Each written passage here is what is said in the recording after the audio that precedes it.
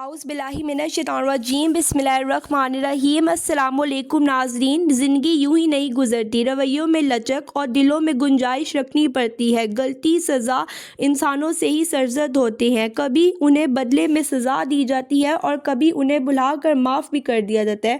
اگر یہ سب نہ ہو تو زندگی کتنی بھیانک اور شفاف ہو جائے، اور اگر ہم معاف کر دیں تو اس کا اجر بہت زیادہ ہوتا ہے۔ آج میں آپ کے لیے ایک بہت پیاری حدیث لے کر حاضر ہوں۔ اس حدیث میں آپ صلی اللہ علیہ وآلہ وسلم نے فرمایا، جو کوئی دو مسلمان آپس میں ملے، پھر ان میں سے ایک اپنے ساتھی کا ہاتھ پکڑ کر اس سے مصافحہ کر لیتا ہے تو اللہ تعالیٰ پر یہ حق ہے کہ ان دونوں کی دعا قبول فرمائے اور ان کے ہاتھ جدا ہونے سے پہلے ان دونوں کی مغفرت کر دے۔